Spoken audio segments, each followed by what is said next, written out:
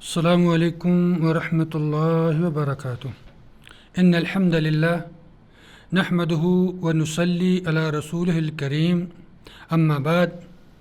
ابن ماجہ کی صحیح روایت ہے، انس بن مالک رضی اللہ تعالیٰ عنہ کہتے ہیں کہ رسول اللہ صلی اللہ علیہ وسلم نے فرمایا، طلب العلم فریضۃ علی کل مسلم، علم طلب کرنا ہر مسلمان پر فرض ہے۔ علم اصلاح کا ذریعہ، کامیابی کا راستہ اور کامرانی کا وسیلہ ہے۔ کائنات میں جن چیزوں کو حاصل کیا جاتا ہے ان میں سب سے افضل اور اللہ تعالیٰ نے اپنے بندوں پر جو انعامات کیے ہیں ان میں سب سے بہتر علم ہے۔ اللہ تعالیٰ ارشاد فرماتے ہیں، یرفع اللہ الذین آمنوا منکم والذین اوتوا العلم درجات، اللہ تم میں سے ایمان والوں اور اہل علم کے درجات بلند کرے گا۔ علم کسی بھی معاشرے کی تشکیل، اس کی تہذیب و ثقافت کے فروغ، اس کی آبادی کی وسعت، اس کے اثر و نفوذ کے پھیلاؤ، اس کے پرچم کی بلندی اور اس کے دین کے انتشار میں سب سے بنیادی کردار ادا کرتا ہے۔ بلندیوں تک پہنچنے کا ذریعہ، امیدوں کا سرچشمہ اور قوموں کی ترقی کا راز ہے۔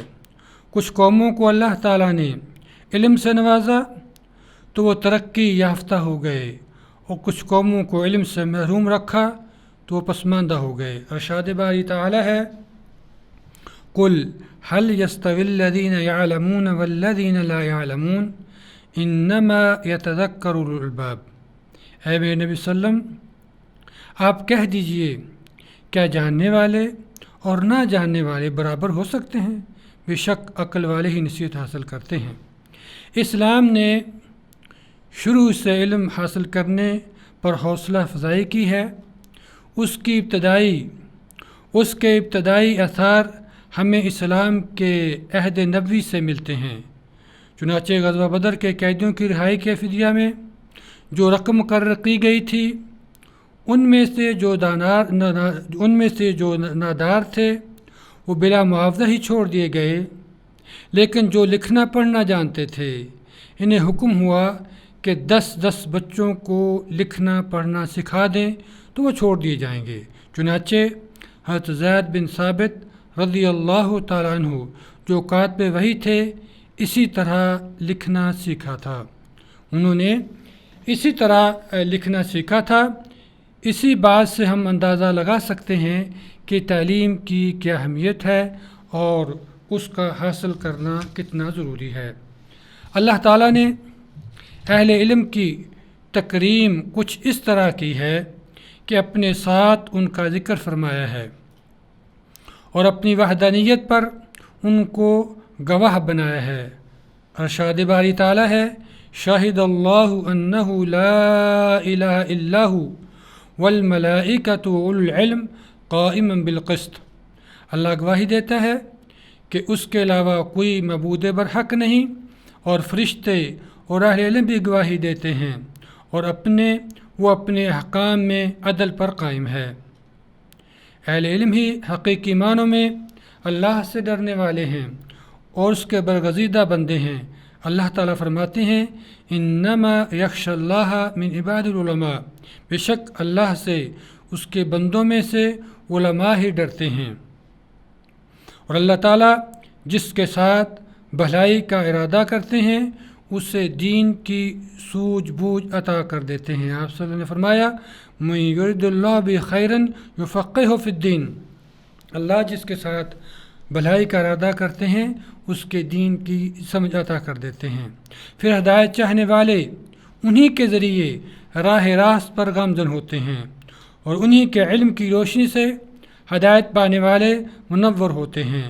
ارشاد باری تعالیٰ ہے، فَاسْأَلُوا أَهْلَ الذِّكْرِ إِن كُنتُمْ لَا تَعْلَمُونَ، بس اگر تم لوگ نہیں جانتے تو علم رکھنے والوں سے پوچھ لو۔ دوسری جگہ پہ اللہ تعالیٰ فرماتے ہیں، وَتِلْكَ الْأَمْثَالُ نَضْرِبُهَا لِلنَّاسِ، ما یعقلها الا العالمون۔ اور یہ مثالیں ہم لوگوں کے لیے بیان کرتے ہیں اور انہیں صرف علم والے ہی سمجھتے ہیں۔ اللہ تعالیٰ نے لوگوں کے درمیان اہل علم کو بلند کیا، چنانچہ وہ انبیاء کرام کے وارث ہیں۔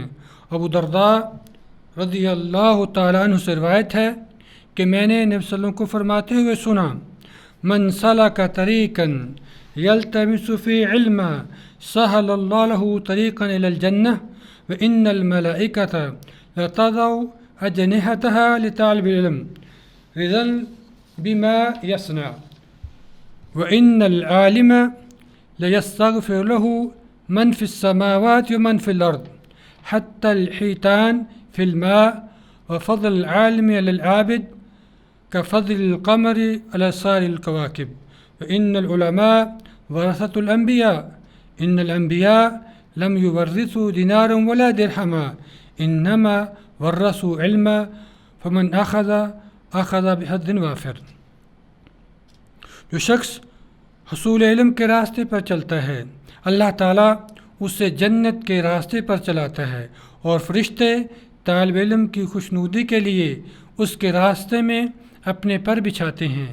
آسمان و زمین کی تمام مخلوقات حتیٰ کہ پانی میں رہنے والی مچھلیاں بھی عالم کے لیے مغفرت طلب کرتی ہیں، اور ایک عالم کو عابد پر ویسے ہی فضیلت حاصل ہے جیسے چاند کو تمام ستاروں پر فضیلت حاصل ہے۔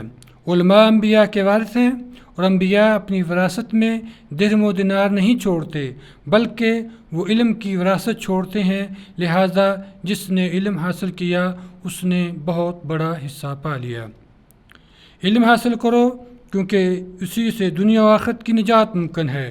ابو ہریرہ رضی اللہ تعالیٰ عنہ فرماتے ہیں کہ رسول صلی اللہ علیہ وسلم نے فرمایا، الا ان الدنیا ملعونۃ ملعون ما فیہا الا ذکر اللہ وما والاہ وعالم او متعلم۔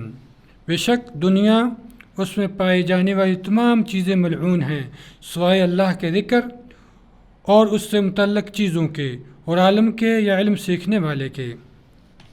علم حاصل کریں اور اس سے سیکھیں، کیونکہ ابو ہریرہ رضی اللہ عنہ فرماتے ہیں کہ رسول اللہ نے فرمایا، من سلک طریقا یلتمس فی علما سہل اللہ لہ بہ طریقا الی الجنہ وما اجتمع قوم فی بیت من بیوت اللہ یتلون کتاب اللہ ویتدارسونہ بینہم الا نزلت علیہم السکینہ وغشتہم الرحمہ وحفتہم الملائکہ وذکرہم اللہ فی من عندہ ومن بطأ بہ عملہ لم یسرح بہ نسبہ۔ مسلم۔ جو شخص حصول علم کے راستے پہ چلتا ہے اللہ تعالیٰ اس کے لیے جنت کا راستہ آسان کر دیتا ہے، اور جب کچھ لوگ اللہ کے کسی گھر میں بیٹھ کر کتاب اللہ کی تلاوت کرتے ہیں اور آپس میں ایک دوسرے سے اس کا درس لیتے ہیں تو ان پر سکینت نازل ہوتی ہے، رحمت انہیں ڈھانپ لیتی ہے، اور فرشتے چاروں طرف سے انہیں گھیر لیتے ہیں، اور اللہ تعالیٰ اپنے پاس موجود فرشتوں میں اپنے پاس موجود فرشتوں کے سامنے ان کا تذکرہ کرتے ہیں، جس کو اس کا عمل پیچھے کر دے اس کا حسب و نسب اسے آگے نہیں کر سکتا۔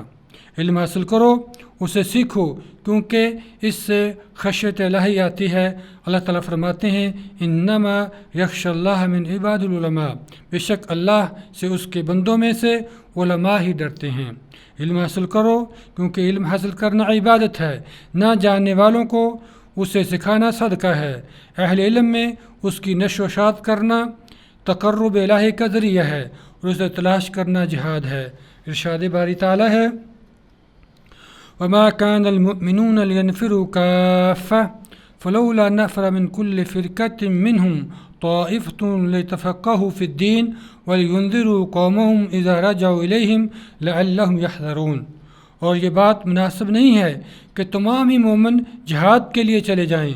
ایسا کیوں نہیں ہوتا کہ ہر جماعت کے کچھ لوگ نکلیں تاکہ دین کی سمجھ حاصل کریں اور اپنی قوم کے پاس واپس لوٹیں تو انہیں اللہ سے ڈرائیں تاکہ برے کاموں سے پرہیز کریں۔ یقیناً علم تربیت کی اصل اور بنیاد ہے، اسی سے اخلاق کی تربیت ہوتی ہے، اقدار کے بیج بوئے جاتے ہیں، غلطیوں کا علاج کیا جاتا ہے اور کجی دور کی جاتی ہے۔ علم مضبوط کلا ہے اور زبردست بنیاد ہے، اور جب ابتلاء و آزمائش کی بہتات ہو تو اسی کے ذریعے ثابت قدمی اور مضبوطی حاصل ہوتی ہے۔ اللہ تعالیٰ سے دعا ہے اللہ تعالیٰ ہمیں علم سیکھنے، اس کو سمجھنے اور اس پہ عمل کرنے کی توفیق عطا فرمائے۔ السلام علیکم ورحمۃ اللہ وبرکاتہ۔